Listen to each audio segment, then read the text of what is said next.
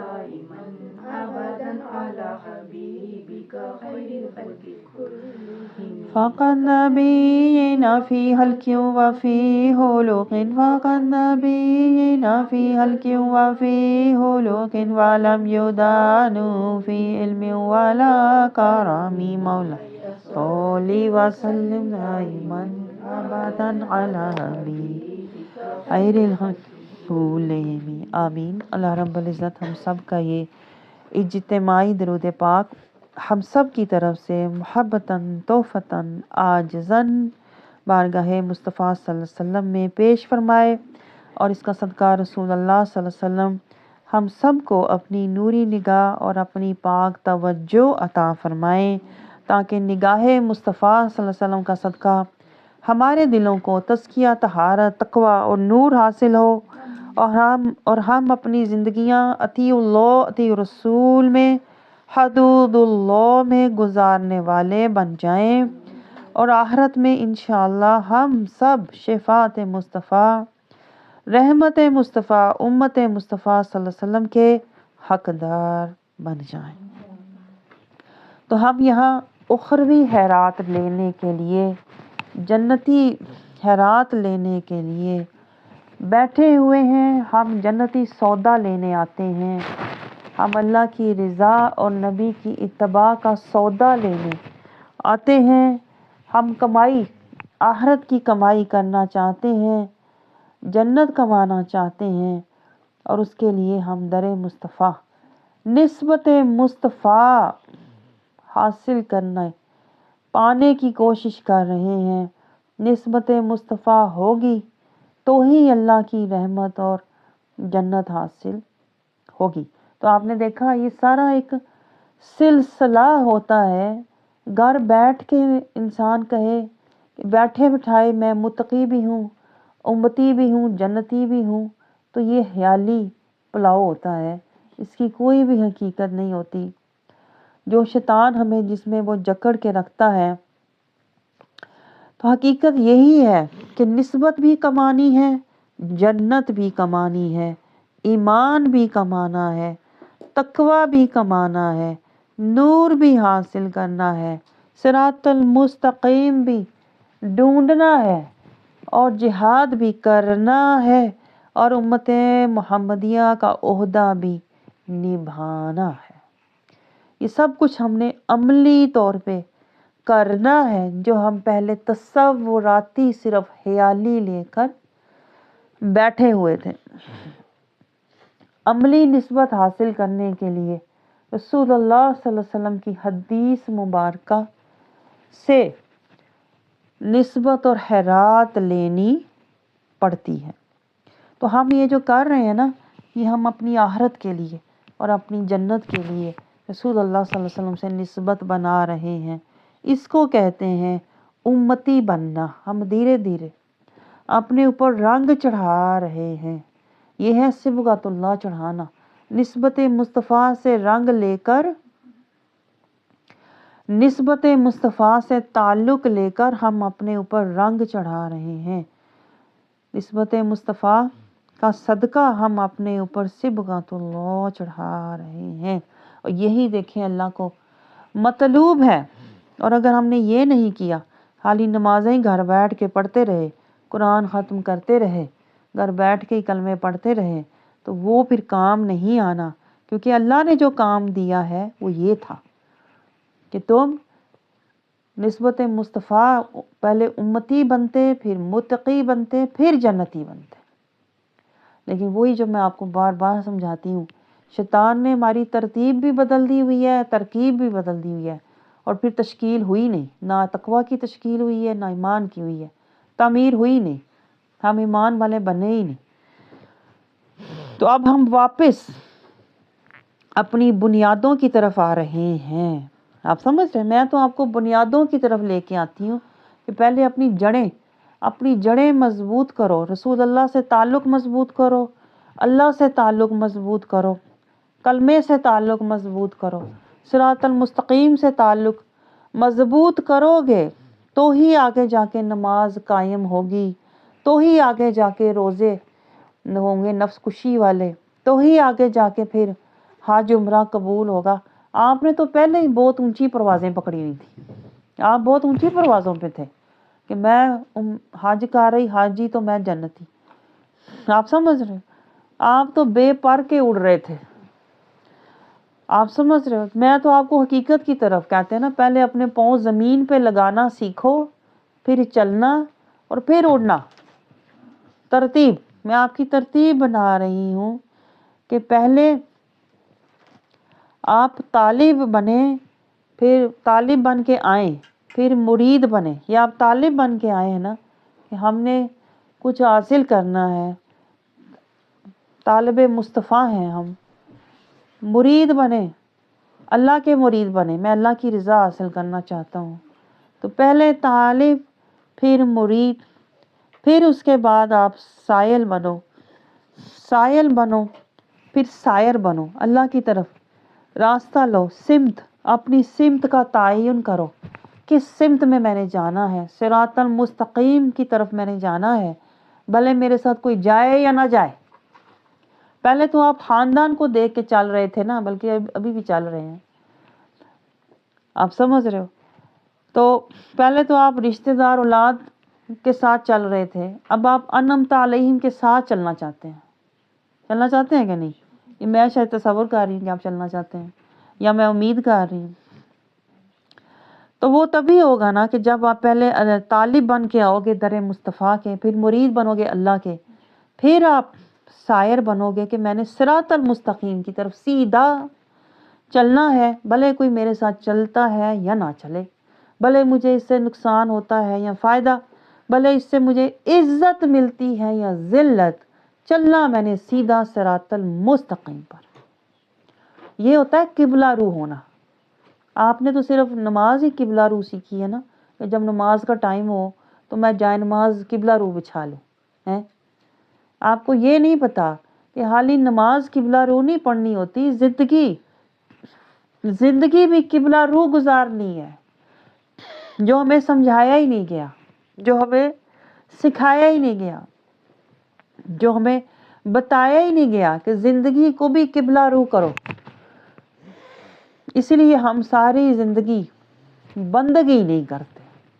حاجی نمازی بن جاتے ہیں لیکن بندگی نہیں کرتے، کیونکہ قبلہ رو ہماری زندگی ہے ہی نہیں. ہمارا ہر کام للہ، ہمارا بیٹھنا باللہ، ہمارا چلنا مع اللہ، ہمارا دل توکل علی اللہ، ہمارا دماغ رضی اللہ ہے ہی نہیں. آپ سمجھ رہے ہو؟ یہ ہوتا ہے قبلہ رو ہونا. پہلے زندگی کی سمت کا بھی تعین کرو. قبلہ رو اپنے آپ کو کرو، اپنی نیت، سوچ، ارادہ، دل، دماغ، ہر چیز کو قبلہ رو للہ کرو. اس کو کہتے ہیں مخلصین لہ الدین. یہ قرآن میں اللہ تعالیٰ نے شرط رکھی ہوئی ہے کہ جب میری عبادت کرو تو مخلصین لہ الدین والے بن کے آنا. ہم سمجھتے ہیں عبادت یہ ہے، میں نے وضو کر کے تو میں دوڑ کے جائے نماز پہ چڑھ کے کھڑی ہو گئی تو میری عبادت شروع ہو گئی. ہم اس کو عبادت سمجھتے ہیں. آپ سمجھ رہے ہیں؟ حالانکہ عبادت شروع ہی تب ہوتی ہے جب ہم مخلصین لہ الدین والے ہوتے ہیں، جب ہم اپنی زندگی کو قبلہ رو، اپنی زندگی کی سمت کا تعین کرتے ہیں کہ میں نے زندگی ہر طرف دوڑ دوڑ کے نہیں گزارنی. میں زینتوں کے پیچھے بھی دوڑ رہی ہوں، میں خواہشوں کے پیچھے بھی دوڑ رہی ہوں، میں راحتوں کے پیچھے بھی دوڑ رہی ہوں، میں دنیا کی رونقوں کے پیچھے بھی دوڑ رہی ہوں، میں محبتوں کے پیچھے بھی دوڑ رہی ہوں، میں اولادوں کے پیچھے بھی دوڑ رہی ہوں، میں رسم و رواجوں کے پیچھے بھی دوڑ رہی ہوں. یہ پھر قبلہ رو نہیں ہوتا. قبلہ رو بندہ یک رو ہوتا ہے، یک جان، یک رو، یک سمت ہوتا ہے. آپ سمجھ رہے ہو؟ اس کی نیت، اس کا ارادہ، اس کا دل یک رو یک سمت ہوتا ہے، اور وہ یک جان ہو کے ہوتا ہے. یہ نہیں دل کہیں اور ہے، دماغ میں کچھ اور سوچیں چل رہی ہیں اور کھڑا ہو کے کہہ رہا ہے جائے نماز پہ اللہ اکبر. اس کا کوئی فائدہ نہیں. پھر میں آپ کو بتاؤں، جس کا دل اور دماغ حاضر نہیں ہوتے نا، اس کی حضوری ہوتی نہیں ہے. تو یہی تو رسول اللہ صلی اللہ علیہ وسلم نے ہمیں سمجھایا تھا، حضوری کے بغیر نماز نہیں ہوتی. اس سے آپ اندازہ کریں ہماری کتنی نمازیں ہوئی ہوں گی. ہاں، نہ نماز میں کیفیت، نہ نماز میں لذت، نہ نماز میں خشیت، نہ نماز میں حضوری. یہ 4 شرطیں ہیں نماز کی باطنی، جو ہمارے پاس ہے ہی نہیں. ہمارا دماغ کہیں اور بھٹک رہا ہوتا ہے، دل کسی اور چیز میں پھنسا ہوتا ہے، اور جسم سے ہم کہہ رہے ہوتے ہیں کھڑے ہو کے اللہ اکبر. دل دماغ اللہ کی بارگاہ میں حاضر نہیں ہوتا. دل دنیا کی باتوں میں گھوم رہا ہوتا ہے، دماغ اور باتیں سوچ رہا ہوتا ہے کہ نہیں؟ بتائیں، ایسا ہوتا ہے نا؟ اور اس کو آپ نارمل سمجھتے ہیں. آج کل یہی حالات ہیں. ہر برائی، ہر کام جو نہیں عن المنکر میں آتا تھا نا، اس دور میں وہ نارمل ہو گیا ہوا ہے، کیونکہ یہ فتنوں کا دور ہے نا. اور فتنوں کے دور میں قرآن پڑھنا نارمل ہے کہ نہیں؟ اس فتنوں کے دور میں منہ کے روزے رکھنا نارمل، صحیح. اس فتنوں کے دور میں کلمہ پڑھ کے بھول جانا نارمل. اس فتنوں کے دور میں تھوڑے سے پیسے کی زکوٰۃ دے کے بات ختم، اور دل میں مال جمع کرنے کی ہرس نارمل. اس فتنوں کے دور میں میں آپ کو بتاؤں، یہ وہی دور ہے نا جس کے بارے میں رسول اللہ صلی اللہ علیہ وسلم نے فرمایا تھا صرف قرآن کا حروف رہ جائیں گے، قرآن کا علم اور حقیقت اٹھا لی جائے گی، اسلام کا بھی صرف نام رہ جائے گا. اسلام کے لیے لوگ لڑیں گے لیکن اسلام پر عمل نہیں کریں گے. ہاں، یہ وہ دور ہے کہ لوگ صراط المستقیم پڑھتے ہیں لیکن صراط المستقیم ڈھونڈتے نہیں ہیں. انعمت علیہم کا قرآن پاک میں پڑھتے ہیں لیکن انعمت علیہم کے ساتھ بیٹھتے نہیں ہیں.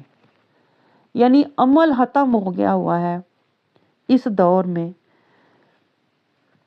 تو اسی لیے تو دیکھیں رسول اللہ صلی اللہ علیہ وسلم کی حدیث مبارکہ بھی ہے، اپنے صحابہ سے رسول اللہ صلی اللہ علیہ وسلم نے فرمایا تھا کہ تم ان مسلمانوں کو دیکھو نا جو تمہارے بعد آئیں گے تو تم انہیں کافر سمجھو.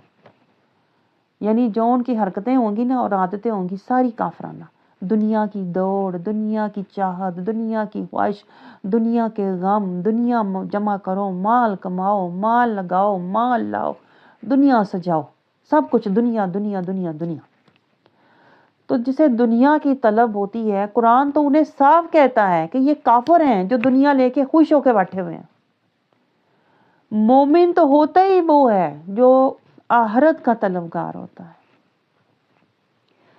تو رسول اللہ صلی اللہ علیہ وسلم نے صحابہ کو فرمایا تھا نا تم انہیں دیکھو تو تم انہیں کافر سمجھو، اور کبھی وہ تمہیں دیکھ لیں تو تمہیں مجنون سمجھیں.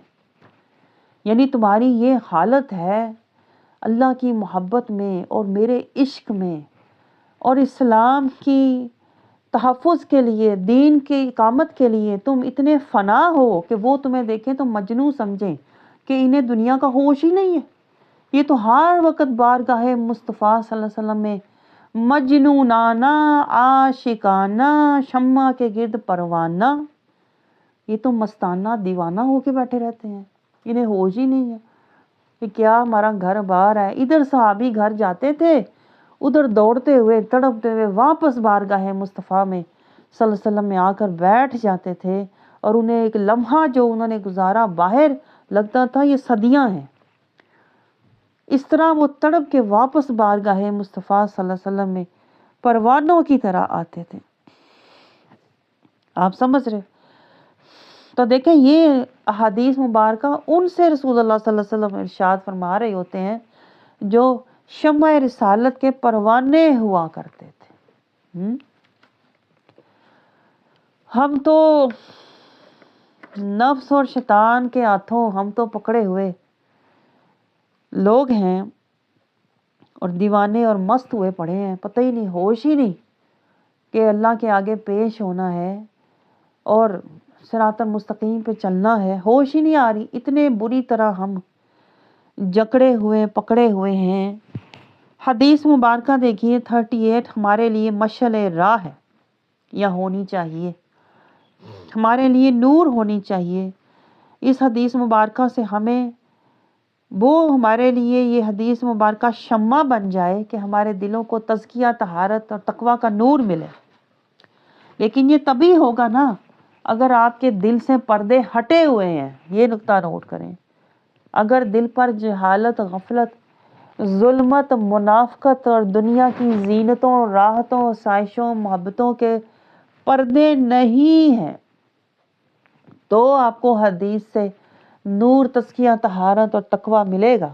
لیکن اگر دل لپٹا ہوا ہے زینتوں میں، ہاں، اور جکڑا ہوا ہے دنیا کے دکھوں اور غموں میں، تو پھر حدیث مبارکہ آئی اور چلی گئی اور آپ کے اوپر سے گزر گئی۔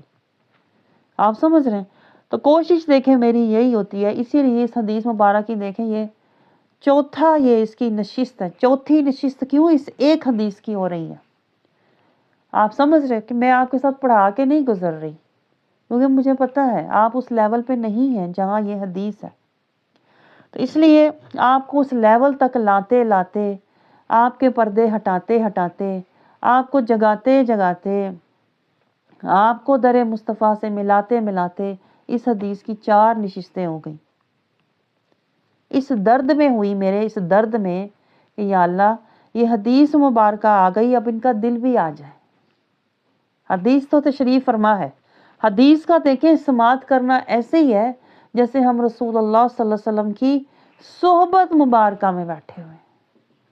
آپ سمجھ رہے؟ اور مجھے یہ بڑی بے ادبی لگتی ہے، مجھے یہ بات بڑی دکھی کرتی ہے، اور یہ بات بڑی گستاخی میں آتی ہے کہ ہم رسول اللہ صلی اللہ علیہ وسلم کے کلمات مبارکہ جو آپ کی زبان مبارک سے ادا ہوئے ہیں، ہم ان کو سن کے تو سنی انسنی کر دیں، جو کہ ہم نے ساری زندگی کا کیا ہوا ہے۔ قرآن کو بھی، حدیث تو ہم نے تو قرآن کو سنی انسنی کیا ہوا ہے۔ قرآن میں تفکر، تدبر، تفقہ، قرآن سے تزکیہ، ہدایت اور نور اور حکمت نہیں لی، ہم نے تو قرآن کے ساتھ کہتے ہیں نا بد سلوکی کی ہوئی ہے، اور وہی ہماری گستاخی حدیث پاک کے ساتھ بھی ہے۔ اور یہی 2 چیزیں ہیں جو اللہ کے غضب کو دعوت دیتی ہیں۔ آپ کو سمجھ آ رہی ہے؟ جو قوم، جو لوگ، یہ گہری بات نوٹ کریں، جو لوگ قرآن کی آیات کو پڑھ کے منہ موڑ لیتے ہیں، چھوڑ دیتے ہیں، گزر جاتے ہیں، بھلا دیتے ہیں نا، آپ تو پڑھ کے خوش ہوتے ہیں نا، آپ کو پتہ ہی نہیں۔ قرآن کو پڑھ کے چھوڑ دینا، قرآن سے منہ موڑ لینا، قرآن کو پڑھ کے بند کر کے ختم کر کے وہ پرے رکھ دینا، یہ وہ عمل ہے، آپ کو بتاؤں جس کے بارے میں اللہ قرآن پاک میں کہتا ہے کہ یہ منافقانہ، کافرانہ عمل ہے۔ کیونکہ منافق اور کافر ہوئے ہی تب تھے جب وہ پہلے سنتے تھے پھر انکار کرتے تھے، پہلے سنتے تھے اور پھر نہیں مانتے تھے۔ تو حرکتیں ہماری بھی ساری شروع سے اب تک منافقانہ اور کافرانہ ہی ہیں، اور کہتے ہیں اپنے آپ کو ہم تو مسلمان ہیں۔ کون سے مسلمان ہیں؟ یعنی قول کے اور حال کے اور اعمال کے نہیں ہیں، صرف ہم قال کے مسلمان ہیں، زبان کے۔ ہم اس زبان کے مسلمان ہیں کہ جو حشر کے دن اللہ کہتا ہے میں زبان کو بند کر دوں گا۔ یہ جو تیرا زبانی دعویٰ ہے نا، یہ زبان اللہ نے بند ہی کر دینی ہے۔ پھر عذاب بولیں گے کہ تو کیا تھا، تنہائی میں کیا کیا کرتا تھا، تیری حرکتیں تنہائی میں کیا تھیں، تو جب گھر میں ہوتا تھا تو کون سی تیری حسلتیں ہوا کرتی تھیں، تب تو رواج رسموں کے پیچھے جاتا تھا، یا گھر میں تو آیتوں کو لاگو کرنے کی کوشش کرتا تھا کہ میں نے حدیث مبارکہ کے پیچھے جانا ہے، کہ گھر میں اولاد کے پیچھے جاتا تھا۔ آپ سمجھ رہے ہو؟ یہ تنہائی کی ساری حرکتیں کی گواہی لینے کے لیے پھر عذاب بولیں گے، ہمارے عذاب بولیں گے، ہمارے خلاف بولیں گے، تب حقیقت کھل کے سامنے آئے گی۔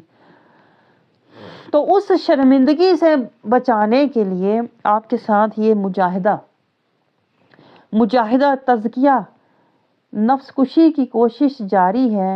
اللہ کرے ہم حشر کی شرمندگی سے بچ جائیں اور آج نفس کشی کر لیں، آج اپنے دل کے اندر کہتے ہیں نا خشیت الہی پیدا کر لیں، محبت الہی پیدا کر لیں، تاکہ ہم قبر کی سختی اور حشر کی شرمندگی سے بچ جائیں۔ تو رسول اللہ صلی اللہ علیہ وسلم ہمیں جو سمجھا رہے ہیں، کیا؟ لا تحاسدوا، حسد نہ کرو کسی سے، اور دھوکہ نہ دو، بغض نہ رکھو، روح نہ موڑو، اور کسی کے سودے پر یا کسی کی خوشی پر اپنا سودا نہ کرو، کسی کی خوشی چھیننے کی کوشش نہ کرو۔ تو یہ سارے کیا ہیں؟ آپ کی سمجھ میں آ رہا ہے؟ یہ معاملات ہیں۔ اس کو کیا کہتے ہیں؟ معاملات۔ یہ ہمارے آپس کے معاملات ہیں نا، دیکھیں، اگر آپ دیکھیں، حسد نہ کرو، یہ میرا اور آپ کا معاملہ ہے، اسی بات ہے کہ نہیں؟ کیونکہ اللہ سے تو کوئی حسد نہیں کر سکتا نا۔ اب آپ کو سمجھ آ رہی ہے بندگی شروع کہاں سے ہوتی ہے؟ عبادت شروع کہاں سے ہوتی ہے؟ معاملات سے ہوتی ہے۔ ہم سمجھتے ہیں عبادت شروع، وہی جو میں پہلے بات کر رہی تھی، ہم سمجھتے ہیں عبادت شروع ہوتی ہے میں وضو کر کے کھڑی ہو جاؤں، میں عبادت کر رہی ہوں، وضو کر کے قرآن کھول لوں، میں عبادت کر رہی ہوں۔ نہیں، عبادت شروع دل سے ہوتی ہے۔ یہ گہرا نقطہ نوٹ کریں، کیونکہ دل میں ہے نا، حسد دل میں ہے کہ نہیں؟ بتائیں، حسد بھی دل میں ہے، کسی کو دھوکہ دینے کا خیال بھی دل میں ہے، کسی سے فائدہ اٹھانا، کسی کو گٹیا دے کے اس سے آلہ لے لینا، یہ دھوکہ ہے نا، یہ دل میں ہے نا۔ پہلے یہ پہلے دل میں آیا، خیال آیا، پھر تصور بن کے دل میں آیا کہ میں نے، دماغ میں آیا کہ میں نے اس کو کرنا کیسے ہے، اس کو دھوکہ دینا کیسے ہے۔ تو دل سے ہوتا ہوا یہ خیال دماغ میں آیا، اور دماغ نے پھر راستہ دکھایا کہ اس طرح کر، اس کی عملی شکل پھر ہمیں دماغ نے سمجھائی، دل میں شیطان نے وسوسہ ڈالا، دماغ نے اس وسوسے کی عملی تصویر بتائی، اور پھر ہم نے اس کی تعمیر کر کے حقیقت میں دکھائی۔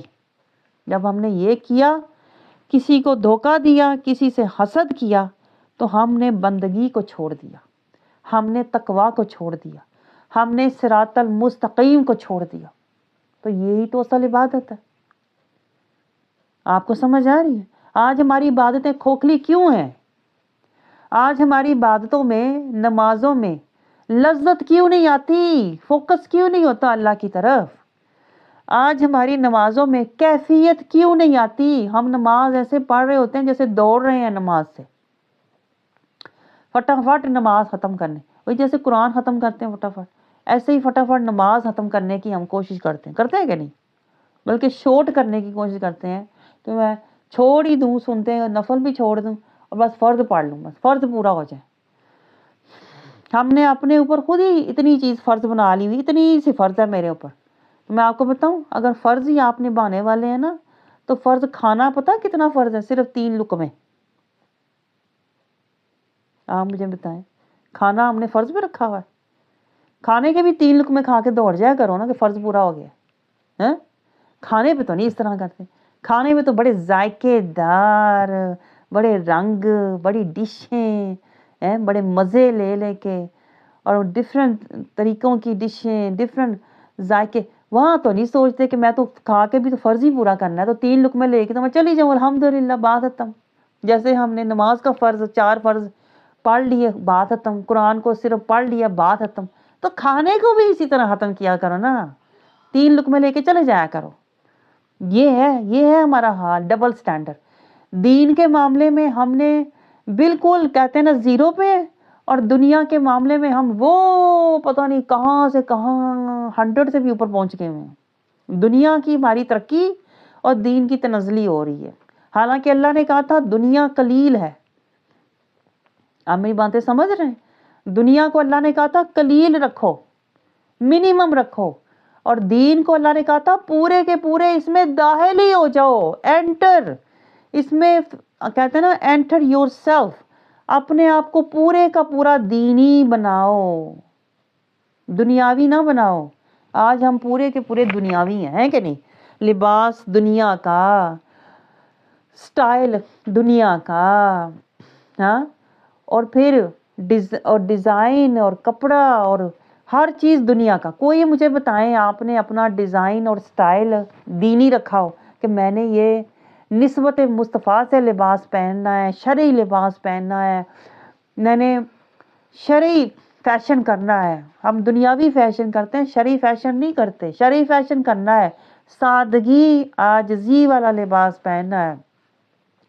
میں نے محمدی فیشن کرنا ہے کہ میرے لباس سے عاجزی نظر آئے, مسکینی نظر آئے, مسکینی نظر آئے. ہم تو کہتے ہیں میرے لباس سے امیری نظر آئے, بڑی پیسے والی ہے, بڑے کھاتے پیتے گھرانے سے, بڑی پڑھی لکھی ہے, بڑا فیشن اور ڈیزائن کو سمجھتی ہے, بڑے اعلیٰ لباس پہنتی ہے, بڑا مہنگا لباس پہنتی ہے. تو ہمارا تو سب کچھ دنیاوی ہے, یہی تو کہہ رہی ہوں. کوئی ہماری چیز بتائیں, دینی ہو, نورانی ہو, قرآنی ہو, محمدی ہو, جنتی ہو, اخروی ہو, کچھ بھی نہیں. یہی حال دیکھیں ہماری نمازوں کا بھی ہے. ہماری نمازیں بھی وقتی ہیں, ہماری نمازیں بھی صرف ایک ہم نے کہتے ہیں نا ایک فرض پورا کرنے کا, فرض پورا کر کے ہٹا دو, فرض کو رستے سے ہٹا دو. نماز ہم اس طرح پڑھتے ہیں, یہ فرض ہٹا دو, بس فرض پورا کر لیا. نماز کو فرض پہ رکھا ہوا ہے, دین کو فرض پہ رکھا ہوا ہے, اور دنیا کو سر پہ رکھا ہوا ہے چڑھا کے. تو یہی تو آپ کو سمجھا رہی ہوں, ہم بندگی نہیں کرتے, اسی لیے تو ہم بندگی والے نہیں ہیں, جہادی نہیں ہیں, ہم فسادی ہیں. ہم نے اللہ کے آیات کو زندگی میں لاگو نہیں کیا, ہم نے رسول اللہ صلی اللہ علیہ وسلم کے اسوہ حسنہ کی پیروی میں زندگی نہیں گزاری. ہم فسادی بھی ہیں اور ہم متکبر بھی ہیں. تکبر میں بیٹھے ہوئے ہیں, خاندانی تکبر لے کے, خاندانی ہم اپنے کہتے ہیں نا کھاتے پیتے, اور ہم تو بڑے اچھے خاندان سے ہیں. کوئی اس تکبر میں بیٹھا ہوا ہے, میں علمی خاندان سے ہوں, مجھے اب کچھ سیکھنے کی اور سمجھنے کی ضرورت ہی نہیں ہے. کوئی اس تکبر میں بیٹھا ہوا ہے, ہم تو بڑے اچھے گھرانے, کھاتے پیتے گھرانے سے ہیں جی, اور وہ عاجزی اور زاری اور مسکینی کی طرف آتا ہی نہیں ہے. کوئی اس تکبر میں بیٹھا ہوتا ہے کہ میرا تو بڑا اولاد بڑی اچھی ہے, میرا تو گھر بار بڑا اچھا ہے, میری تو اولاد بڑا میرے آگے پیچھے پھرتی ہے, میرا بڑا حیا رکھتی ہے. وہ مسکینی, زاری اور عاجزی کی طرف آتا ہی نہیں ہے. آپ کو سمجھ آ رہی ہے؟ یہ سارے ریاکاری کے ہمارے اوپر شیطان نے جال, مکر و فریب کے ایسے ایسے ڈالے ہوئے ہیں کہ ہمیں پتہ ہی نہیں بندگی ہے کیا اور بندہ بننا کیسے ہے. آپ کو سمجھ آ رہی ہے؟ اور ہم ساری زندگی نماز پڑھ کے, قرآن پڑھ کے, کلمہ پڑھ کے خوش ہوتے رہتے ہیں, ماں تو بڑا اچھا مسلمان ہوں. خود ہی اپنے آپ کو دنیاوی سرٹیفکیٹ بھی, دنیاوی سرٹیفکیٹ بھی قرآن سے نہیں لیا, نہ در مصطفیٰ سے لیا ہے, سرٹیفکیٹ بھی خاندان سے لیا ہوا ہے, یا نفس اور شیطان سے لے کے تو اچھے مسلمان بن کے بیٹھے ہوئے ہیں. اور سمجھ رہے ہیں میں نماز پڑھ لی ہے تو میں اچھا مسلمان ہوں, اور تعریفیں بھی کرتے ہیں. بھائی میں تو کبھی زندگی میں نماز چھوڑی ہی نہیں, روزہ تو جب سے ہوش سنبھالا ہے روزہ ہی رکھ رہی ہوں, کبھی روزے چھوڑے نہیں ہیں. حج بھی میں نے کر لیے ہوئے ہیں, میں نے سارے فرض پورے کر لیے ہوئے ہیں. تو جو میرا پوائنٹ یہ ہے کہ جو بندہ نہیں بنا, جس نے بندگی نہیں کی, جو عبادت کے درجے پر نہیں پہنچا, جو صراط المستقیم پر نہیں چلا, جس نے کلمے کا وعدہ نہیں نبھایا, اس کی نمازیں, اس کے روزے, اس کے حج کسی کام آنے والے نہیں ہیں, کیونکہ یہ قرآن کا فیصلہ ہے. اور جو میں آپ کو حدیث پاک سے بھی سنا رہی ہوں کہ رسول اللہ صلی اللہ علیہ وسلم دیکھیں ہمیں عبادت کی ابتدا سمجھا رہے ہیں, عبادت کا آغاز سمجھا رہے ہیں, عبادت کی جڑ سمجھا رہے ہیں, عبادت کی حقیقت سمجھا رہے ہیں. وہ کیا ہے کہ تم اپنے معاملات درست رکھو. آپ سمجھ رہے ہو؟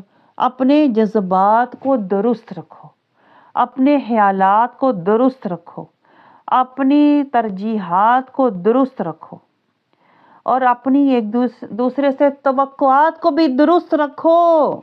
میں آپ کو بتاؤں آج ہمارا کچھ بھی درست نہیں ہے, جو کچھ دل میں ہے نا ان میں سے کچھ بھی درست نہیں ہے. ہماری توقعات, خیالات, جذبات, مفادات, ترجیحات, خواہشات کچھ بھی درست نہیں ہے. میں آپ کو بتاؤں درست وہ چیز ہوتی ہے جو قرآنی ہو, جو نورانی ہو, جو مدنی ہو, جو رحمانی ہو, وہ درست ہوتی ہے. باقی جو چیزیں ہوتی ہیں نا وہ فتنہ ہوتی ہیں, وہ فساد ہوتی ہیں, وہ وسوسات ہوتی ہیں. آپ کو سمجھ آ رہی ہے؟ رسول اللہ صلی اللہ علیہ وسلم نے دیکھے سینے کی طرف اشارہ فرمایا، تقویٰ یہاں ہے۔ تقویٰ یہاں ہے کا کیا مطلب تھا؟ کہ تمہارے ایک دوسرے سے معاملات کیسے ہونے چاہیے؟ حسد نہیں کرنا، دھوکہ نہیں دینا، بغض نہیں رکھنا، ایک دوسرے کو روح نہیں موڑنا، ایک دوسرے کو نظر انداز نہیں کرنا، مطلب ایک دوسرے سے جسے کہتے ہیں نا کسی سے پیچھا کر لینا، کسی سے پیچھا نہیں کرنا اور کسی کی خوشی کو چھیننے کی کوشش نہیں کرنا۔ یہ سب کہاں ہے؟ دل میں۔ اور اس کو ہم کیا کہتے ہیں؟ یہ میرے جذبات ہیں، کہتے ہیں یہ تو میرا ذاتی معاملہ ہے، کہتے ہیں کہ نہیں؟ بتائیں، یہ تو میرا ذاتی معاملہ ہے۔ میں آپ کو بتاؤں اسلام میں کوئی چیز ذاتی نہیں ہے، ہماری تو سانسیں ذاتی نہیں ہیں، تو معاملات کیسے ذاتی ہو گئے ہیں؟ آج کل لوگوں کو میں بہت یہ کہتے ہوئے سنتی، اور ہم بھی اکثر کہتے ہیں یہ میاں بیوی کا ذاتی معاملہ ہے، ان کا آپس کا معاملہ ہے۔ میں آپ کو بتاؤں اسلام میں میاں بیوی کا کوئی ذاتی معاملہ نہیں۔ میاں بیوی نے جو کچھ بھی کرنا ہے شریعت کے مطابق کرنا ہے۔ میاں بیوی اگر شریعت سے ہٹیں گے تو وہ بھی گناہ گار ہیں کہ نہیں؟ بتائیں، جو شریعت نے حد مقرر کی ہے ہر بات کی، چاہے میاں بیوی کے ذاتی تعلقات ہیں، چاہے گھریلو، چاہے خاندانی، کچھ بھی ہے، ذاتی کچھ نہیں ہوتا۔ یہ شیطان کا مکر ہے، جو شیطان کہتا ہے یہ تمہارا پرائیویٹ معاملہ ہے، یہ تمہارا پرسنل معاملہ ہے، یہ تمہارا ذاتی معاملہ ہے۔ بھئی ذاتی کیا ہے؟ ایک مسلمان کا ہر کام شرعی ہے، ایک مسلمان کا ہر کام دینی ہے، ایک مسلمان کا ہر کام قرآنی ہے، ایک مسلمان کا ہر کام نورانی ہے یا مدنی ہے، ذاتی کچھ نہیں ہوتا۔ آپ کو گہرے نکتے سمجھ آ رہے ہیں؟ ہم ذاتی کیوں کہتے ہیں؟ ہم اس لیے کہتے ہیں یہ میرا ذاتی معاملہ ہے۔ ہم اگلے کو کہتے ہیں کہ تو پیچھے رہ، ایسی بات ہے کہ نہیں؟ تو میرے معاملات میں دخل نہ دے۔ اصل میں ہمیں یہ کہہ رہے ہوتے ہیں جب ہم کہتے ہیں نا یہ میاں بیوی کا آپس کا معاملہ ہے، اس کا مطلب یہ ہوتا ہے کہ آپ پیچھے رہو ہمارے معاملے سے، آپ دور رہو، یہی ہوتا ہے نا۔ تو اصل میں دور ہم کس چیز سے کر رہے ہوتے ہیں دوسرے کو؟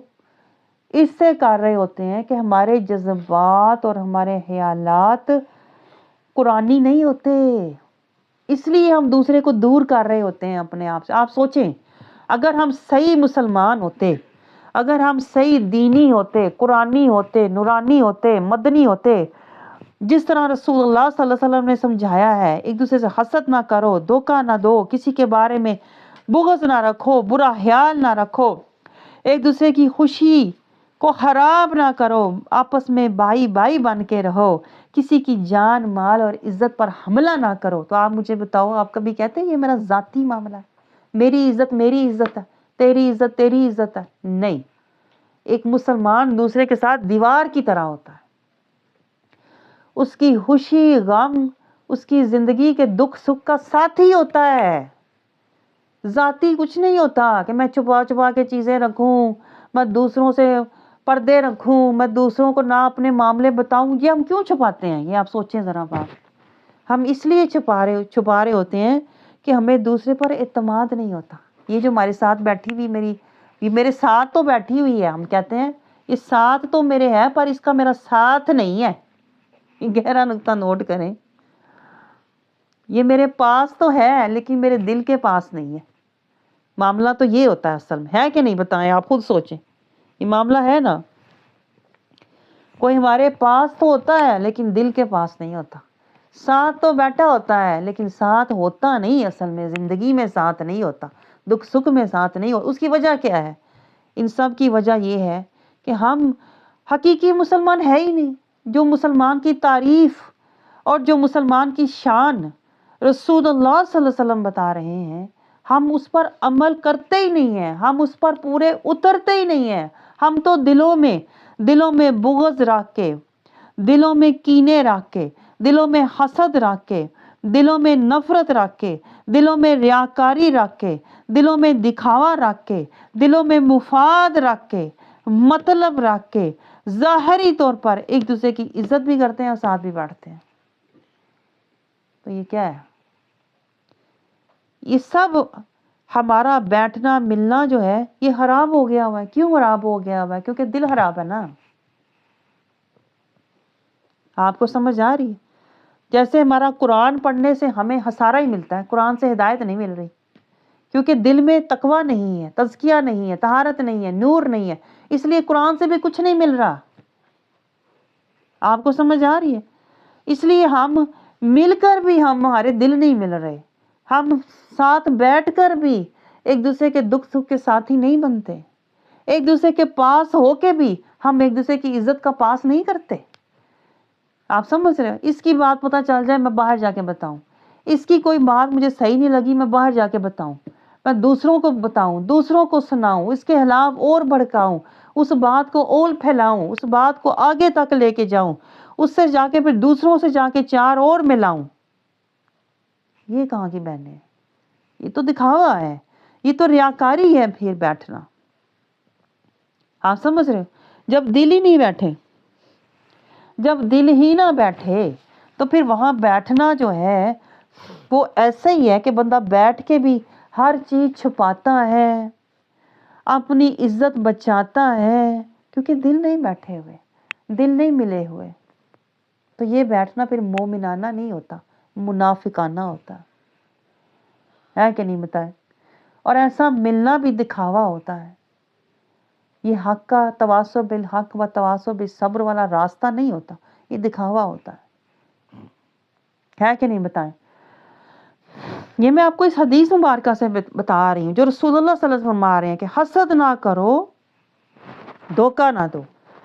اگر ہم کسی کی بات جا کے باہر کریں گے تو دھوکہ ہی ہے نا، اس کے سامنے اس کی عزت کر رہے ہیں اور پیچھے اس کی برائیاں کر رہے ہیں، سامنے اس کو حوصلہ دے رہے ہیں، پیچھے جا کے اس کے بارے میں باتیں پھیلا رہے ہیں، دھوکہ ہی ہے۔ اور کیا دھوکہ ہوتا ہے بتائیں؟ منہ پہ میں آپ کی عزت کروں، پیچھے میں آپ کی باتیں کروں جا کے، وہ تو ایسی ہے، وہ تو یہ بھی کرتی ہے، وہ تو یہ بھی کہتی ہے، وہ میں نے یہ بھی سنا ہے، تو نے کیا سنا ہے مجھے بتا، میں نے بھی سنا ہے، یہ بھی سنا ہے، چار اور مرچ مسالے لگا کے، اسی کو تو دھوکہ کہتے ہیں، منہ پہ عزت کرنا، پیچھے جا کے باتیں کرنا۔ اور دھوکہ کیا ہوتا ہے؟ اسی کو تو حسد کہتے ہیں، کہ آپ سے کوئی اچھی بات برداشت نہیں، آپ کہتے ہیں یہ ایک اچھی ہے، یہ بھی نہ رہے۔ کسی کے بارے میں بغض رکھنا کہ اس کی بات یہاں سے سن کے جا کے 3 جگہ پہ بتانی اور اس کو اور جا کے بڑھانا، یہی تو بغض ہوتا ہے۔ اور بغض کہتے کسے ہیں؟ آپ سمجھ رہے ہو؟ تو یہ سب کیوں ہے؟ اس لیے ہے کہ ہمارے دلوں میں تقوی نہیں ہے، ہمارے دلوں میں خشیت الہی نہیں ہے، ہمارے دلوں میں نور نہیں ہے، ہمارے دلوں میں پردے ہیں، نفس اور شیطان کے اتنے حجابات ہیں۔ یہ جو ساری باتیں رسول اللہ صلی اللہ علیہ وسلم فرمائی ہے نا، حسد، دھوکہ، بغض، کینہ، یہ کسی کو نظر انداز کرنا، کسی کی خوشی برباد کرنا، یہ ساری نفس کی بیماریاں ہیں۔ آپ کو پتہ ہے؟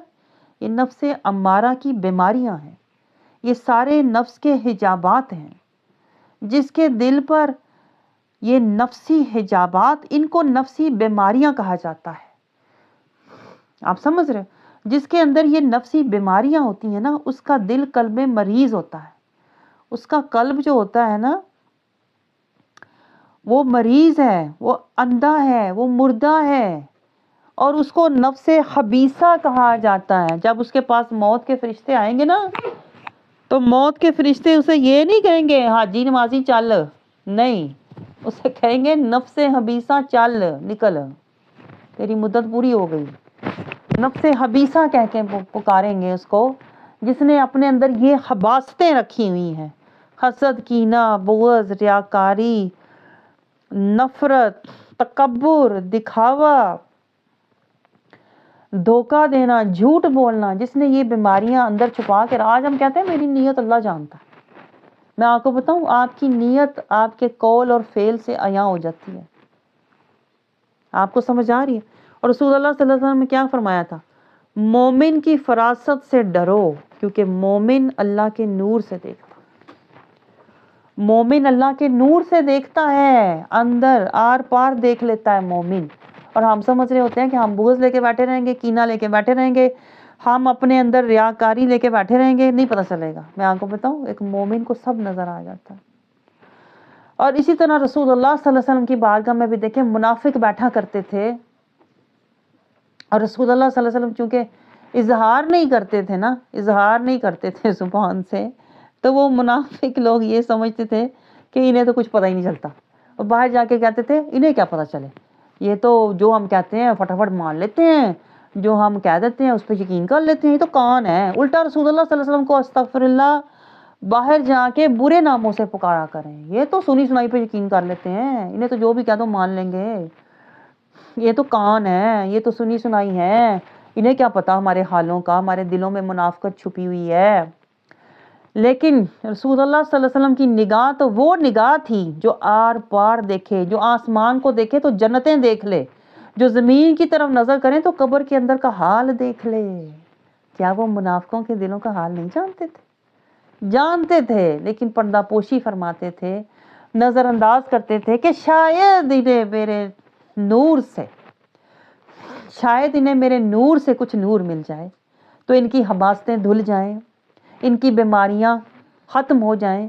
لیکن کہتے ہیں نا, جو من کا ہی حبیث ہو, جو نیت ہی کر کے آ جائے میں نے حبیث ہی رہنا ہے, بلکہ وہ وہاں بیٹھ کے بھی مکاریاں کرنے لگ جاتے ہیں. آپ کو سمجھ رہے ہیں؟ دو طرح کے لوگ آتے ہیں. دیکھیں, ایک لوگ آتے ہیں اپنی اصلاح کے لیے, ہاں, ایک لوگ آتے ہیں کہ جو نفس کا لے کے آتے ہیں فساد, اور وہ جہاں جاتے ہیں فساد ہی کرتے ہیں, اپنی اصلاح نہیں کرتے, فساد کرتے ہیں اور دغا کرتے ہیں, اپنے استاد سے دغا کرتے ہیں, لیکن اصل میں وہ اللہ سے دغا کر رہے ہوتے ہیں. آپ سمجھ رہے؟ تو یہ ہوتا ہے. تو عبادت, یہی میں آپ کو سمجھا رہی تھی, آپ اپنے دلوں کا جو بھی دیکھیں حال لے کے بیٹھے ہوئے ہیں نا, کبھی نہ سوچیں یہ میرا دل کی بات ہے, کسی کو نہیں پتا, یہ میرے اندر کا حال ہے, کسی کو نہیں پتا. یہ آپ کی غلط فہمی ہے. آپ سمجھ رہے ہو؟ جو شیطان نے آپ کے اوپر ڈالی ہوئی ہے, تیرے دل کا حال صرف تجھے پتا ہے. آپ کو سمجھ آ رہی ہے؟ آپ کے دل کا حال اللہ کو بھی پتا ہے اور اللہ والوں کو بھی پتا ہوتا ہے, جو اللہ کے نور سے دیکھتے ہیں. تو اس لیے رسول اللہ صلی اللہ علیہ وسلم نے سینے کی طرف اشارہ کر کے فرمایا تقویٰ یہاں ہے, مطلب عبادت یہاں سے شروع ہوتی ہے. کہ اگر تیرا دل ہی صاف نہیں ہے, مثال دے رہی ہوں آپ کو, اگر آپ کا دل اپنے استاد سے صاف ہی نہیں ہے, اگر آپ کے دل کے اندر کہتے ہیں نا حسد, کینہ, بغض, نفرت اور ریاکاری اپنے ہی استاد کے بارے میں بھری ہوئی ہے, تو میں آپ کو بتاؤں آپ کو وہاں سے ملنا کچھ بھی نہیں ہے. یہ میں آپ کو صاف بتا رہی ہوں. آپ کو صرف کہتے ہیں نا حروف مل جائیں گے, نور نہیں ملے گا, طہور نہیں ملے گا. صرف حروف ملیں گے لیکن آپ کو طہور نہیں ملے گا, سینے کا طہور نہیں ملے گا, نور نہیں ملے گا, نہ سرور ملے گا, فطور ہی فطور ملے گا. جس کے دل میں اپنے استاد کے بارے میں, اپنے راہبر کے بارے میں حسد, کینہ یا بغض یا منافقانہ خیالات ہوتے ہیں نا, مکاری, عیاری, ریاکاری والے, میں آپ کو بتاؤں انہیں صرف استاد کے ظاہری الفاظ ملتے ہیں, باطن قلب کا نور نہیں ملتا کبھی بھی. قلب کا نور لینے کے لیے من کا پاک ہونا بہت ضروری ہے. جس کا من پاک ہے, نیت صاف ہے, میں آپ کو بتاؤں وہ سامنے نہ بھی بیٹھا ہو, وہ کہیں میلوں دور بیٹھا ہو نا, اس کو نور مل جائے. کیونکہ یہ نور کہتے ہیں نا محتاج نہیں ہے. یہ جو قرآن کا نور اور حدیث پاک کا نور ہوتا ہے نا, یہ کسی کے ہونے کا محتاج نہیں ہے. یہ کسی کو کہتے ہیں نا یوٹیوب پہ بھی مل سکتا ہے. کسی لینے والے کا سینہ اگر پاک ہے, من پاک اور نیت صاف ہے نا, وہ کہیں بھی بیٹھا ہوا ہے, کبھی نہ بھی ملا ہوا کہ کہیں دور چاہے بیٹھا ہوا ہے, جس کا من پاک اور نیت صاف ہے اس کے اندر اللہ وہ نور خود بخود اتار دے گا. آپ کو سمجھ آ رہی ہے؟ کیونکہ یہ کمشکا, یہ جو نور سارا ملتا ہے نا ہمیں, یہ قلب مصطفیٰ سے آ رہا ہے پیچھے. اس کے جو دینے والا ذات ہے, قاسم جو ہیں, وہ رسول اللہ صلی اللہ علیہ وسلم ہے. کمشکا ان کے سینے کو اللہ نے فرمایا, مصباح, زجاجہ, یہ ان کے قلب کا نور ہے جو بٹ رہا ہے. اور ان کے قلب کا نور جو ہے وہ پاک سینوں میں آتا ہے. جن کے قلب پاک ہے نا, جن کے سینوں میں حسد, کینہ, بغض, مطلب پرستی, مفاد پرستی, ریاکاری اور منافقت نہیں ہے نا, دنیا کی رونقیں اور دنیا کے طمع, لالچ, ہرس, جن کے سینے پاک ہوتے ہیں نا, ان سینوں میں یہ نور آتا ہے. بھلے وہ بندہ کہیں بھی بیٹھا ہوا ہے, دنیا کے کسی بھی کونے میں, یہ نور اس کے سینے میں آ جائے گا. لیکن جس کے سینے میں سب سے پہلے اپنے استاد کے بارے میں حسد, کینہ, بغض, نفرت, ریاکاری, مکاری, دکھاوا ہے, وہ سامنے بھی آ کے بیٹھ جائے, وہ سینے سے سینہ بھی ملا لے, اس کو کچھ نہیں ملے گا. آپ سمجھ رہے ہیں؟ کیونکہ اس کے اندر پردے جو ہیں نا، اس کے اندر جو حجابات ہیں، انہوں نے اس نور کو روک لیا. جیسے میں آپ کو مثال دوں دنیا کی، اگر اس کھڑکی پر میں پردے لگا دوں، 10-12 پردے لگا دوں سیاہ رنگ کے، ہاں 10-12 سیاہ پردے میں اس کھڑکی پر اگر لگا دوں تو اس کمرے میں روشنی نہیں ہوگی، اندھیرا ہوگا. چاہے باہر روشنی ہے، باہر سورج چڑھا ہوا ہے، لیکن اگر میں نے اس کھڑکی پر 10 پردے لگا دیے ہیں تو روشنی اندر نہیں آئے گی. کیوں نہیں آئے گی؟ کیونکہ پردے لگے ہوئے ہیں. یہی حال ہمارے سینے کا دیکھیں ہوتا ہے. اگر ہمارے سینے پر پردے ہیں، حسد، کینہ، بغض، ریاکاری، دکھاوا، منافقت، مکاری، جھوٹ، دھوکہ بازی، فریب، اگر یہ پردے ہیں نا سینے پر، تو یہ جو نور ہے نا آپ کو مل رہا، حدیث پاک کا اور قرآن کا نور ہے نا، جو یہ اندر نہیں جائے گا آپ کے، یہ باہر سے ٹکرا کے واپس چلا جائے گا، آپ کے اندر نہیں جائے گا. کیونکہ جس کے اندر فطور ہوتا ہے نا، اس کے اندر پھر نور نہیں جاتا، پھر اسے کبھی طہور ملتا ہی نہیں ہے، اور سرور آتا ہی نہیں. سرور کا مطلب ہوتا ہے سکون. آج ہم ڈھونڈتے ہیں نا سکون کی دولت مل جائے، کہیں سے سکون مل جائے، اتنا کچھ ہے، سکون نہیں ہے. سکون کیوں نہیں آتا؟ اللہ بذکر اللہ تطمئن القلوب. اس سے پہلے آمن، ایمان والے بنو، من پاک نیت صاف والے بنو، رضائے خدا اور اتباع مصطفیٰ والے بنو. پردے ہٹاؤ، یہ پردے ہٹاؤ، حسد، کینہ، بغض، یہ نفرت، یہ ریاکاری، یہ دشمنی، یہ دھوکہ بازی، یہ پردے ہٹاؤ. اور جو شیطان پردے ڈالتا ہے، لالچ، ہرس، جو شیطان باہر سے ڈالتا ہے، دنیا کا یہ عیش و عشرت، یہ دنیا کا مال و دولت، یہ فیشن پرستی، یہ باہر سے شیطان ڈالتا ہے. فیشن کر، رونقیں لے، خوشیاں لے، مال لے، یہ سب جب تک یہ 2 محاذوں پہ ہم نہیں لڑیں گے نا، ایک نفس اور ایک شیطان، ہمارا جو دل ہے وہ کبھی بھی آباد نہیں ہو سکتا. نور سے نہیں، طہور سے نہیں، سرور سے نہیں، ہو ہی نہیں سکتا. اس کے دل میں ہر وقت، اس بندے کے دل میں ہر وقت بے چینی رہے گی. ہر وقت وہ بندہ جو ہے نا مایوسی، اور وہ کہتے ہیں نا ہر وقت وہ اسی میں رہے گا، بے چینی میں، بے کیفیتی میں، اور بے سکونی میں، ڈپریشن میں رہے گا. ہر وقت اس کو بے چینی لگی رہے گی. لیکن جس کے دل میں نور ہوتا ہے، کچھ بھی نہ ہو وہ سرور میں ہوتا، سکون میں ہوتا. لیکن وہ سکون آتا کہاں سے ہے؟ وہ اللہ کے ذکر سے. دیکھیں ذکر سے بھی نور اور سکون انہیں ملتا ہے جن کے پردے ہٹے ہوتے ہیں، جس کا من پاک ہوتا ہے، جس کا من پاک ہوتا ہے نا. اسی لیے دیکھیں رسول اللہ صلی اللہ علیہ وسلم ہمیں سمجھا رہے ہیں، اپنی توقعات، اپنے معاملات، اپنی ترجیحات، اپنے خیالات اور اپنے مفادات اور اپنے تعلقات درست رکھو. یہ دل کی طرف اشارہ کیا. یہ درست ہوگا نا جب، تو پھر تیرے اعمال بھی درست ہو جائیں گے اور تیرا حال بھی درست ہو جائے گا. آپ کو سمجھ آ رہی ہے؟ اور یہ بہت گہری باتیں ہیں جو رسول اللہ صلی اللہ علیہ وسلم ہمیں سمجھا رہے ہیں کہ اپنی توقعات دنیا سے نہیں، اللہ سے رکھو، آخرت سے رکھو. ہم پتہ کیا کرتے ہیں؟ چونکہ ہمارے دلوں پر پردے ہیں نا، حجابات ہیں، ہم ایک دوسرے سے توقعات لگا کے بیٹھ جاتے ہیں. یہ جو میری ہے نا ساتھ بیٹھی ہوئی، یہ اب ہمیشہ میرا ساتھ دے، میری مدد کرے، میں جو کہوں میرے کہنے پہ چلے، جیسے میں کہوں ویسے کرے، یہ میری توقعات پہ میری عزت کرے، ہر وقت میری توقعات پہ پورا اترے، میرا ساتھ دے. توقعات دیکھیں کسی سے ایسی رکھنی نہیں چاہیے. جو بھی توقعات رکھو، جنت کی رکھو، آخرت کی رکھو، تقوی کی رکھو، زیادہ تقوی کے زیادہ راہ کی رکھو، کہ یہ میری بہن صراط المستقیم پہ. ایسی توقعات نہ رکھو دنیاوی اور نفسانی.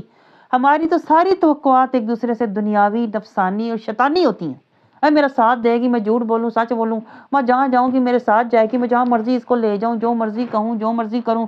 جھوٹ سچ میں میرا ساتھ دینا، جو بات چھپانی ہے چھپا، جو نہیں بتانی نہ بتا، دھوکہ دینا دھوکہ دے، فریب دینا فریب دے، مکر بازی کر، چلاکی کر، عیاری کر، میرا ساتھ دے. یہ کون سا ساتھ ہے بھائی؟ آپ سمجھ رہے، یہ سارا شیطانی ساتھ ہے. تو توقعات میں آپ سے یہ کہہ رہی ہوں ایک دوسرے سے رکھو. کون سی رکھو؟ صراط المستقیم پہ میرے ساتھ، کلمے میں میرے ساتھ، تقویٰ کا ذات راہ میں میرے ساتھ، اقیم الصلاح کے جہاد میں میرے ساتھ، امت محمدیہ کا عہدہ نبھانے میں میرے ساتھ. لیکن یہ تو وہ رکھے گا نا جو مسلمان ہوگا. جو جاہل، غافل، فاسق اور منافق ہوگا اس کی توقعات بھی دنیاوی ہوں گی ساری. جھوٹ سچ میں میرا ساتھ دینا، میری بہن ہو نا میرا ساتھ دینا، جو میں کہوں جہاں میں کہوں وہ کرنا. آپ سمجھ رہے، ہمارے تو یہ حالات ہیں، ہماری توقعات بھی جھوٹی ہیں، ہمارے معاملات بھی منافقانہ ہیں. اگر تو میرے ساتھ چلے گی تو میں تیرے ساتھ چلوں گی. یہ نہیں کہتے حق میں ایک دوسرے کا ساتھ چلو، یہ کہتے ہیں تو میری مدد کرنا میں تیری مدد، تو میرے گھر آنا میں تیرے گھر آؤں گی، تو میرا کام کرنا میں تیرا کام کر دوں گی. ہمارے تو معاملات بھی سارے منافقانہ ہیں اور مفادات پہ مبنی ہے. مفادات کی وجہ سے ہمارے تعلقات ہوتے ہیں اور ہماری ترجیحات بھی وہی ہوتی ہیں جہاں سے ہمارے مفادات ہمارے چل رہے ہوتے ہیں. یہ میرے مفاد، یہ میرے ساتھ، یہ میرے ساتھ چلتی ہے نا، اس لیے. تو یہ آپ کو بتا رہی ہوں کہ ہماری توقعات، ہمارے مفادات، ہمارے معاملات، ہمارے ترجیحات، خیالات سب دنیاوی ہیں. کیوں؟ کیونکہ ہم ظالم، جاہل، غافل، فاسق، منافق لوگ ہیں. اگر ہم مسلم ہوتے نا تو ہمارے دلوں میں ہونا تھا کیا؟ ندامت، ملامت. ہمارے دلوں میں خشیت، طہارت، اللہ کی محبت اور اطاعت کا شوق ہونا تھا. لیکن ہمارے دلوں میں تو یہ ہے ہی نہیں. ہمارے دلوں میں کیا ہوتا ہے؟ حسد، کینہ، بغض ابل رہا ہے، حسد جل رہا ہے، حسد کی آگ میں جل رہے ہیں. ایک دوسرے کا اچھا نہیں دیکھ سکتے، ایک دوسرے کی خوشی نہیں دیکھ سکتے، ایک دوسرے کے کہتے ہیں نا عزت نہیں دیکھ سکتے. ہمارے اندر تو یہ چیزیں چل رہی ہوتی ہیں جن سے رسول اللہ نے منع فرمایا ہے. تو آپ یہ سوچیں کہ ہمارے پاس تو بنیاد ہی نہیں، ہمارے پاس تو وہ قلب ہی نہیں ہے جو تزکیہ، طہارت اور تقوی والا ہوتا. ہمارے پاس تو عبادت کا آغاز ہی نہیں ہے، عبادت کی ہمارے پاس تو کہتے ہیں نا بنیاد ہی نہیں ہے. تو ہم نے ستون کہاں سے کھڑے کرنے ہیں؟ اقیم الصلاح یہ ستون ہے، شہادہ ستون ہے. آپ کو سمجھ آ رہی گہری بات ہے؟ شہادہ تو ستون تھا، حج، عمرہ، زکوٰۃ یہ ستون تھے. ستون کہاں کھڑے کرنے ہیں جب نیچے زمین ہی نہیں ہے؟ ہاں، زمین تقوی، طہارت، تزکیہ، اللہ کی خشیت، محبت اور اطاعت کی ہوتی تو اس کے اوپر ستون کھڑے ہونے تھے نا. ہمارا تو ہر چیز یعنی کہ کہتے ہیں نا آوے کا آوا ہی بگڑا ہوا ہے. نہ زمین ہے، نہ راستہ ہے، نہ سمت ہے، نہ ستون ہے، کچھ بھی نہیں ہے. پتہ نہیں ہم کیا ہیں، پتہ نہیں ہم کیا ہیں. کبھی کبھی سوچتی ہوں کس کیٹیگری میں آتے ہیں. یعنی اتنی چھلانگیں ماری ہوئی ہیں، ظالم بھی ہیں، جاہل بھی ہیں، غافل بھی ہیں، فاسق بھی ہیں، منافق بھی ہیں، مفسد بھی ہیں. پتہ نہیں کیا کیا ہیں ہم. ایک چیز نہیں ہے کہ ایک چیز پہ کہتے ہیں نا بیٹھ جاتے، نہیں، پتہ نہیں کیا کیا چھلانگیں ماری ہوئی ہیں. اور اندر پتہ نہیں کیا کچھ. یعنی ہمارا دل وہ نہیں ہے اللہ کی خشیت میں تڑپنے والا، رونے والا، ڈرنے والا. نہیں، دل میں بھی پتہ نہیں کیا کیا بھرا ہوا ہے. حسد، کینہ، بغض، ریاکاری، دکھاوا، نفرت، لالچ، ہرس، کینہ، تکبر. دل میں بھی پتہ نہیں کیا کیا بھرا ہوا ہے. آپ کو سمجھ آ رہی ہے؟ جو کچھ دل میں بھرا ہوا ہے وہی ہمارا حال ہے. غافل بھی، جاہل بھی، فاسق بھی، منافق بھی، جاہل بھی، پتہ نہیں کیا کیا. ہم نے ایمان نہیں کمایا، ہم نے جہالت کمائی ہوئی ہے. ہم نے تقوی کا ذات راہ نہیں حاصل کیا، ہم نے غفلت حاصل کی ہوئی. پتہ نہیں ہمارا کیا بنے گا، کیا بنے گا ہمارا، بتائیں. ہمارا کوئی ایک نام نہیں ہے، ہمارے بڑے ہی نام، کتنے ہی نام ہیں. جاہل بھی ہو، غافل بھی ہو، فاسق بھی ہو، منافق بھی ہو، مجرم بھی ہو، فاسق بھی ہو. پتہ نہیں بائیں ہاتھ والے کتنے گروہوں میں ہمارا نام آتا ہے. کیا منہ ہے، میں کہتی ہوں کیا شکل ہے ہماری. مجھے تو کبھی کبھی سمجھ نہیں آتی کہ ہماری شکل ہے کیا. ادھر سے کہتے ہیں نا کوئی بندہ باندر ہو، ادھر سے ریچھ ہو، ادھر سے سانپ ہو، ادھر سے بچھو ہو، ادھر سے بیڑیا ہو. کیا ہو تم؟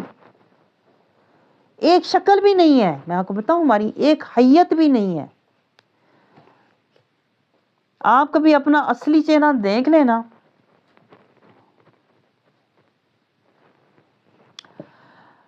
آپ پہچانے ہی نہ. پہچانے تو کیا، آپ تو چیخیں مارتے ہوئے، آپ تو کہتے ہیں نا چیخیں مارتے ہوئے آپ جنگلوں میں نکل جائیں اپنی شکل دیکھ کے. جتنی ہولناک ہماری اپنی شکل ہوئی ہے نا، جتنی وحشت ناک ہماری اپنی شکل ہے نا، اور کبھی دل کو اگر دیکھ لیں، اوئے ہوئے دل کا جو حال ہے عبرت ناک ہے. دل کا حال تو کچھ نہ پوچھیں.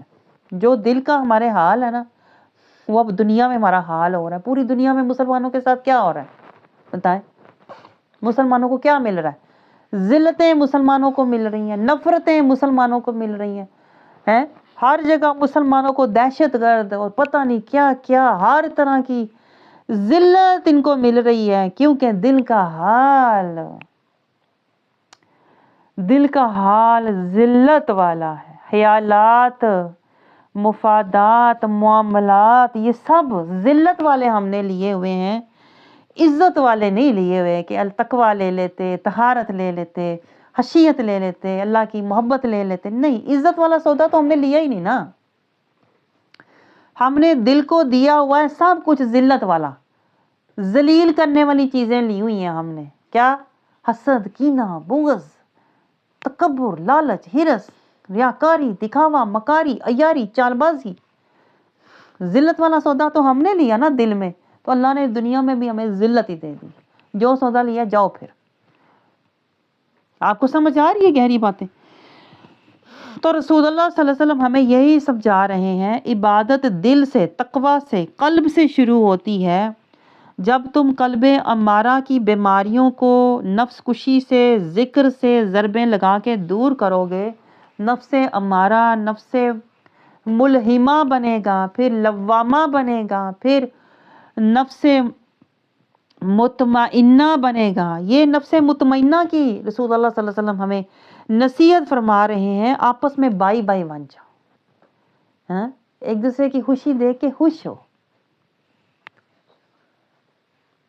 ایک دوسرے کی جان، مال اور عزت پر حملہ نہ کرو. یہ نفس مطمئنہ والے لوگ ہوتے ہیں جن کے قلب پر سکینہ ہوتا ہے. وہ دوسرے کی جان، مال اور عزت پر حملہ نہیں کرتے. آنے والی کو اپنی بہن سمجھتے ہیں، اس کی عزت کو اپنی عزت، اس کی مال کو اپنا مال کی طرح حفاظت کرتے ہیں. اس کی کہتے ہیں نا ذات کی حفاظت اسی طرح کرتے ہیں جیسے اپنی ذات کی حفاظت کرتے ہیں. ظلم کرنے کی بجائے رسول اللہ صلی اللہ علیہ وسلم نے فرمایا کہ مسلمان اپنے دوسرے مسلمان بھائی پر ظلم نہیں کرتا، بلکہ اس کے لیے ایثار کرتا ہے. اس کی خوشی کے لیے اپنی خوشی قربان کر دیتا ہے. ہم تو کہتے ہیں اس کو جو خوشی مل رہی ہے میں چھین کے لے جاؤں، اس کو جو عزت مل رہی ہے میں اٹھا کے لے جاؤں، اس کے پاس جو اچھی چیز ہے میں اڑا لوں. ہم ایسا کیوں کرتے ہیں؟ اس لیے کہ اندر تقویٰ طہارت نہیں ہے نا، اندر اللہ کی خشیت نہیں ہے، حدود اللہ والے ہم نہیں ہیں. اس لیے ایک دوسرے کے لیے ایثار کرنے کی بجائے ایک دوسرے پر ظلم اور زیادتی کرتے ہیں، قولی، فعلی، عملی، دوسرے کے جان، مال اور عزت پر حملہ کرتے ہیں. اگر ہم مسلمان ہوتے تو ایک دوسرے پر کبھی بھی ظلم نہ کرتے. ظلم یہ نہیں ہوتا کہ آپ نے کسی کو مارا ہی ہے تھپڑ. ظلم یہ بھی ہوتا ہے دوسرے کی جان اور عزت اور مال پر حملہ کر دینا، کسی کے بارے میں غلط فہمیاں پھیلا دینا، کسی کے بارے میں من گڑت باتیں پھیلا دینا، کسی کے بارے میں باہر جا کر نئی نئی باتیں کرنا، سنی سنائی باتیں اڑا دینا، اپنے پاس سے باتیں. یہ بھی ظلم ہوتا ہے کہ آپ نے اس کی عزت پر حملہ کر دیا، آپ نے اس کی جان پر حملہ کر دیا، اس کے مال پر حملہ کر دیا، اس کے بارے میں باتیں گڑ کے پھیلا دی، اس کی عزت کو آپ نے ذلت میں بدل دیا. یہ بھی ظلم ہوتا ہے اور اسے ذلیل نہیں کرتا. رسول اللہ سے فرمایا مسلمان کبھی دوسرے مسلمان کو ذلیل نہیں کرتا، اس کو ذلیل کرنے کی بجائے اس کو اپنا جلیل سمجھتا ہے. اس کی عزت میری عزت ہے, اگر اس کی عزت پہ حرف آئے گا تو میری عزت پہ, جیسے ہمیں ہونا چاہیے کہ اگر ہماری جماعت پہ حرف آیا تو یہ میری ذات پہ حرف آنے کے برابر ہے. اگر میرے استاد کے بارے میں بات کروں گی تو یہ میری اپنی ذات پر حملہ ہونے کے برابر ہے. آپ سمجھ رہے ہو؟ لیکن یہ تو تبھی ہوگا نا جب ہم من کے متقی ہیں اور حال کے مسلمان ہیں. اگر ہم من کے منافق اور حال کے جاہل ہیں تو ہم کچھ بھی بول دیں گے, ہم کچھ بھی کہہ دیں گے, ہمیں کچھ بھی نہیں ہوگا. ہم کہیں گے وہی جو مولانا رومی کی بات ہے کہ جو کہتے ہیں نا بوڑھے طوطے پھر بھی کچھ سمجھ جاتے ہیں, لیکن جو بوڑھے کھوتے ہوتے ہیں نا وہ اپنے استاد کی عزت کو بیچ دیتے ہیں باہر جا کے. کہتے ہیں اس نے ایسے کہا ہے, وہ ایسی ہے. جو ہوتے ہیں نا بوڑھے طوطے وہ پھر بھی کچھ نہ کچھ جا کے استاد کی عزت اور احترام اور بھرم اور شرم اور لحاظ رکھتے ہیں. لیکن جو بوڑھے کھوتے ہوتے ہیں نا وہ استاد کو بازار میں جا کے بیچ دیتے ہیں, اس کی عزت کو نیلام کر دیتے ہیں اور سمجھتے ہیں کہ اس کی عزت ہماری عزت نہیں ہے. انہیں پتہ ہی نہیں ہوتا, بوڑھے اتنے ہو گئے ہوتے ہیں. یہ تو مولانا روم کہہ رہے ہیں. جیسے کھوتا جو کہتے ہیں, مولانا روم کہتے ہیں جو بوڑھا کھوتا ہوتا ہے نا وہ کچھ بھی نہیں کر سکتا, نہ وہ کسی کو سواری دے سکتا ہے, نہ کسی کی مدد کر سکتا ہے, نہ وہ کسی کام آ سکتا ہے. تو وہ دلتیاں ہی مارتا رہتا ہے بوڑھا کھوتا. تو مولانا روم کہتے ہیں کچھ لوگ بوڑھے کھوتوں کی طرح ہوتے ہیں, وہ اور تو کچھ کر نہیں سکتے تو جو اپنے استاد کی عزت پر حملے کرتے رہیں گے, اور تو کسی کے کام آ نہیں سکتے, اسی کے بارے میں باتیں پھیلاتے رہیں گے. لیکن جو بوڑھے طوطے ہوتے ہیں وہ پھر بھی کوئی نہ کوئی کہتے ہیں نا اخیر وقت اپنی آخرت کا سوچتے ہیں, جاتے جاتے کہتے ہیں ہم اپنا کہتے ہیں نا اپنے نفس کا تزکیہ کر لیں. تو بوڑھے طوطے پھر بھی سمجھ جاتے ہیں, اپنے استاد کی عزت کا بھرم رکھتے ہیں. لیکن جو ہوتے ہیں نا کھوتے جو ہوتے ہیں, بوڑھے کھوتے جو ہوتے ہیں, وہ نہ اپنے استاد کی عزت کا خیال رکھتے ہیں, نہ اپنی جماعت کی عزت کا خیال رکھتے ہیں, اور نہ اپنی عزت کا خیال رکھتے ہیں. کیونکہ اب ان کے پاس کہتے ہیں نا اتنا دماغ بھی نہیں ہے یہ سوچیں کہ میری جماعت کی عزت میری عزت ہے, میرے استاد کی عزت میری عزت ہے, میری مسلمان بہن کی عزت میری عزت ہے. انہیں اتنا بھی نہیں پتا ہوتا. ان کا دماغ بھی یعنی کہ سوچنے سمجھنے کی صلاحیت بھی ان میں ختم ہو گئی ہوتی ہے. یہ مولانا روم کہتے ہیں. تو رسول اللہ صلی اللہ علیہ وسلم بھی دیکھیں یہی سمجھا رہے ہیں کہ مسلمان اپنے مسلمان بھائی کو ذلیل نہیں کرتا, نہ اسے حقیر سمجھتا ہے, نہ اس کی جان, نہ اس کے مال, نہ اس کے خاندان کے حوالے سے کہتا ہے کہ اس کے پاس ہے کیا, اس کے پاس تو کپڑے نہیں ہیں, اس کے پاس تو خاندان نہیں ہے, اس کے پاس تو اولاد نہیں ہے, اس کے پاس تو گھر بار نہیں ہے, اس کے پاس تو پیسے نہیں ہیں. حقیر نہیں سمجھتا. لیکن ہم تو ہر کسی کو حقیر سمجھتے ہیں کہ نہیں, میں بڑی امیر تو اگلا حقیر, میں اعلیٰ تو اگلا ذلیل. اس لیے کہ ہم صرف نام کے مسلمان ہیں, ہم من کے اور قلب کے اور حقیقت کے مسلمان نہیں ہیں. تو ایک مسلمان دوسرے مسلمان پر نہ اس کی جان مال عزت نفس پر بھی کبھی حملہ نہیں کرتا, نہ اس کو ذلیل کرتا ہے دوسروں کے آگے نہ اپنے آگے, نہ اسے حقیر سمجھتا ہے ظاہری طور پر نہ دلی طور پر, بلکہ دل سے اپنے مسلمان بہن کی عزت کرتا ہے. ایک حقیقی مسلمان بہن وہ ہوتی ہے جو اللہ, قرآن اور رسول اللہ صلی اللہ علیہ وسلم کی عزت کا صدقہ اپنی مسلمان بہن کی عزت کا خیال کرتی ہے.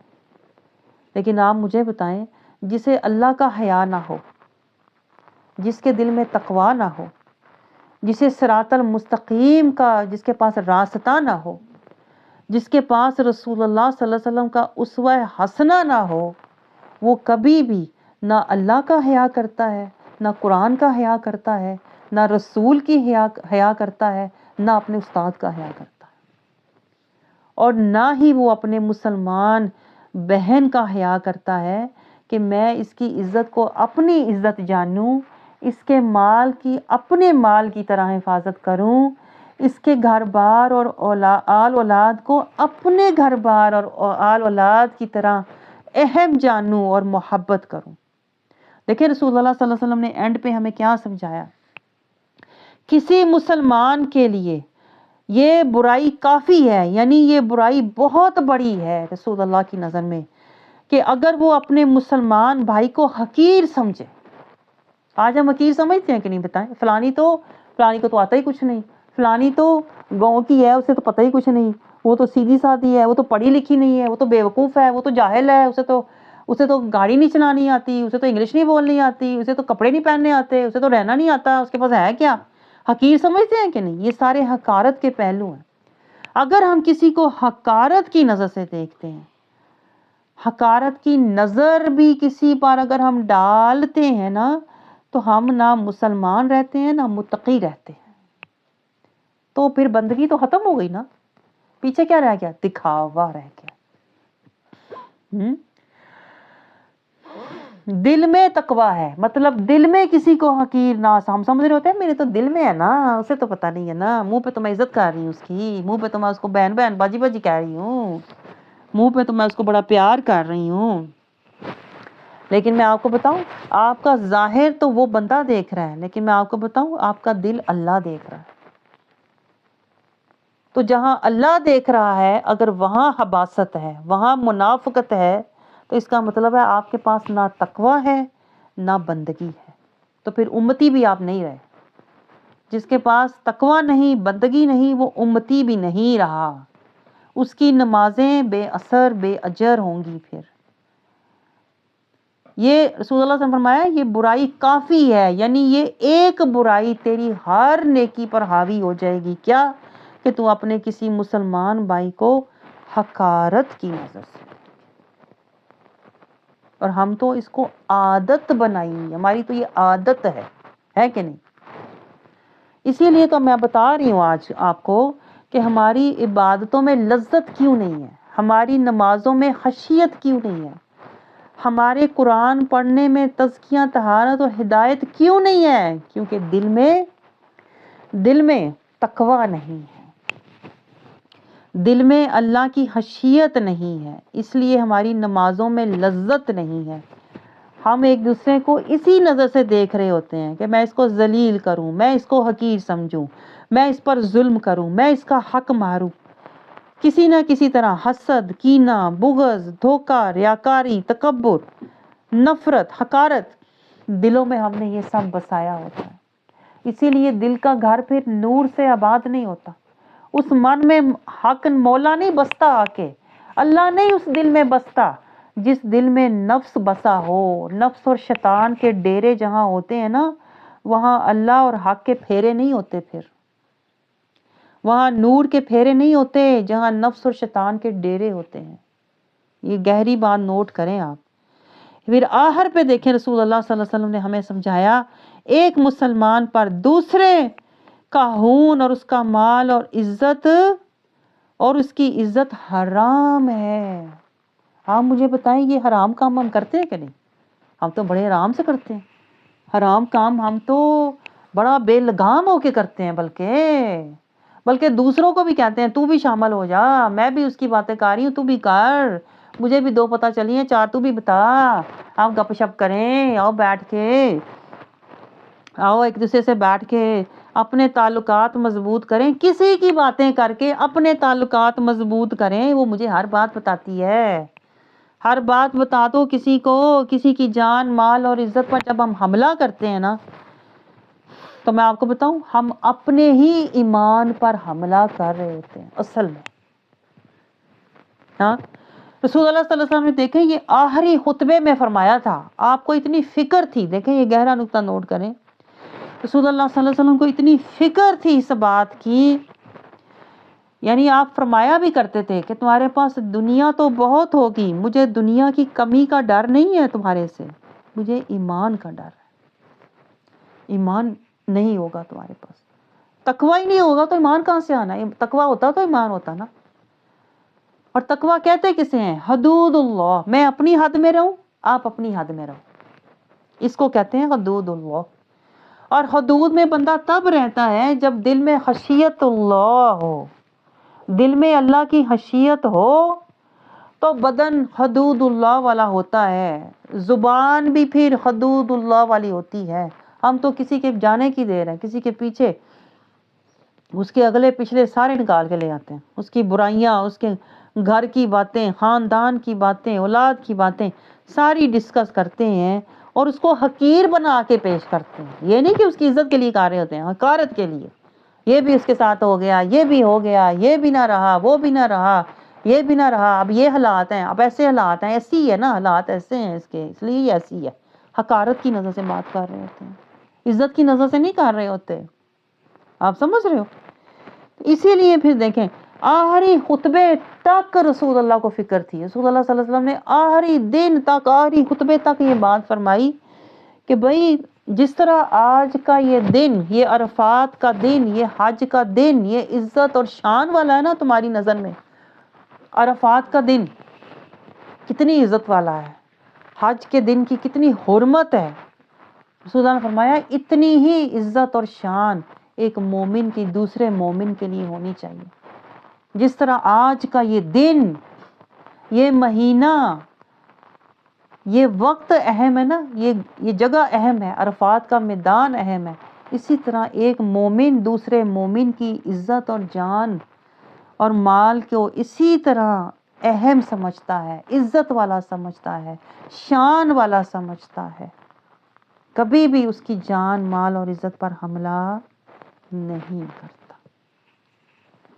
تو آخری بات، جب تک ہمارے معاملات اور ہماری ترجیحات اور ہمارے خیالات درست نہیں ہوں گے جو قلب میں ہیں، تب تک ہم عبادت کے درجے کو پا نہیں سکتے. نہ مسلمان بن سکتے ہیں، نہ امتی بن سکتے ہیں، نہ متقی بن سکتے ہیں، اور نہ جنتی بن سکتے ہیں. ہمیں کیا کرنا چاہیے؟ ایک دوسرے کے ساتھ بیٹھے ہیں تو دکھ سکھ میں بھی ایک دوسرے کا ساتھ دینے والے بن جاؤ. ہم پاس پاس بیٹھے ہیں نا تو ایک دوسرے کی عزت کا بھی پاس رکھو. سمجھ رہے ہو؟ یہ نہ سوچو کہ یہ نہیں دیکھ رہی تو میں باہر جا کے جو مرضی کہہ دوں، میں سنی سنائی باتیں اڑا دوں. نہیں، ایک دوسرے کی عزت کا پاس رکھو، ایک دوسرے کے جذبات کا پاس رکھو، ایک دوسرے کے معاملات کا پاس رکھو کہ میں اس کی جان، مال اور عزت پر حملہ نہ کروں. اگر میں کچھ کروں اپنی بہن کے لیے تو اس کی عزت کروں، اس کے دل کو تقویت دوں، اس کو حق کی طرف جانے کا راستہ اور حوصلہ دوں. یہ کروں. آج سے نیت کر لیں، جو میرے پاس بیٹھا ہوا ہے، جس کے میں ساتھ بیٹھی ہوئی ہوں، جس جماعت کے میں ساتھ ہوں، میں نے اس کی عزت کا بھی خیال رکھنا ہے، اس کے میں نے جذبات کا بھی خیال رکھنا ہے، اس کے معاملات کا بھی میں نے خیال رکھنا ہے، اور اس سے میں نے دینی توقعات رکھنی ہے.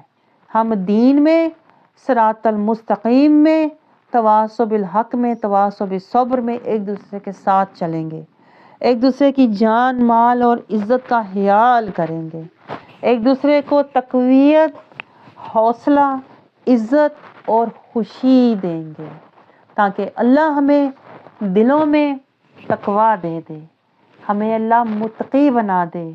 اس ایک دوسرے کی خوشی کا صدقہ، ایک دوسرے کی عزت کا صدقہ اللہ ہمیں حشر میں عزت والا بنا دے، اور ہمیں دنیا میں امتی بنا دے، اور ہمیں در مصطفیٰ سے رحمت، برکت اور عزت کی خیرات عطا فرما دے.